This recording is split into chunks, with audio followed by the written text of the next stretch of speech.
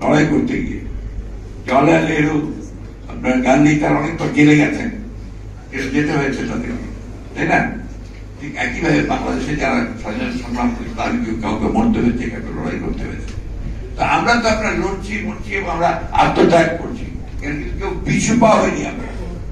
সেই জন্যই আমি আপনাদের বলি যে আমরা সব সময় একটা লক্ষ্য সামনে রাখতে হবে, যে বিজয় আমাদেরকে অর্জন করতেই হবে, সাফল্য আমাদেরকে আনতেই হবে। আজকে পেশাজীবীদের এই আলোচনার মধ্য থেকে আমি একটা জিনিস আপনাদেরকে খুব পরিষ্কার করে বলতে চাই, যে বাংলাদেশ জাতীয়তাবাদী দল কখনোই তার অভিষ্ট লক্ষ্য থেকে সরে দাঁড়াবে না।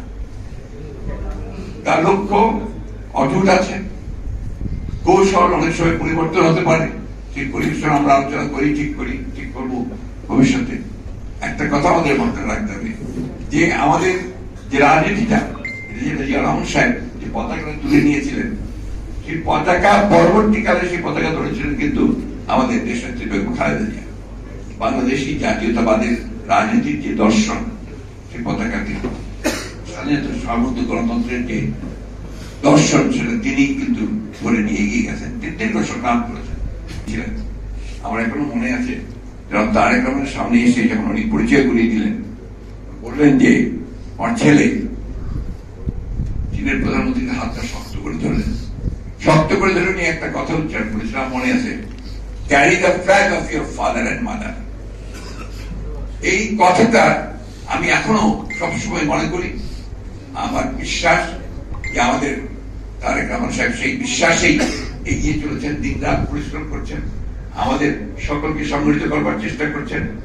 একটা কথা মনে রাখতে হবে আমাদের সকলকে, আমি মানে 2001 সালে আমরা নির্বাচনে জেতার পরে প্রথম আমার যাওয়ার সৌভাগ্য হয়েছিল ম্যাডামের সঙ্গে একটা স্টেট ভিজিট।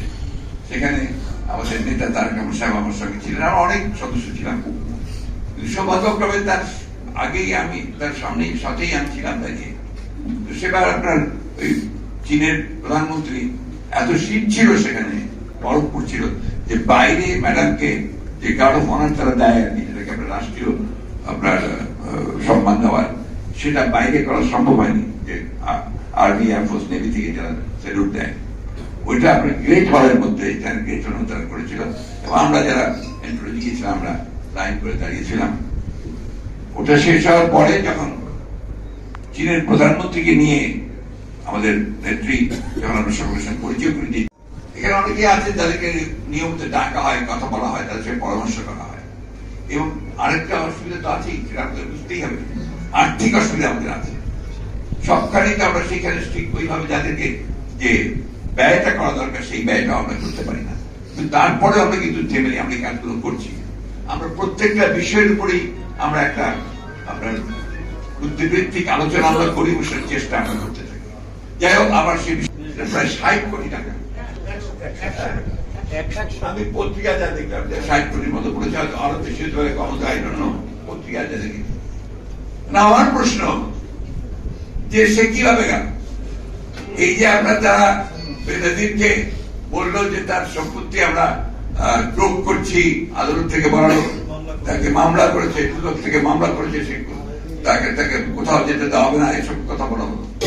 তো সে 4 তারিখে সব পরিবারে একেবারে এয়ারলাইন্সের নামটাও দিয়েছে, সিঙ্গাপুর এয়ারলাইন্স এসে চলে গেল, সকলের চোখের নাক। তাহলে এই যে কথা বলছেন যে কেউ ভাগ ছাড় পাবে না, আমরা সবাইকে বিচার করি, সবাই, এটা কি আপনার মানুষকে আম্মক মনে করছে? বাংলাদেশের মানুষকে, বাংলাদেশের মানুষ তো আম্মক না, সবাই বোঝে যে এগুলো হচ্ছে আপনাদের সমস্ত লোক দেখানো প্রতারণা, যেভাবে এখন পর্যন্ত প্রতারণা করে আমরা দেশ শাসন করছেন।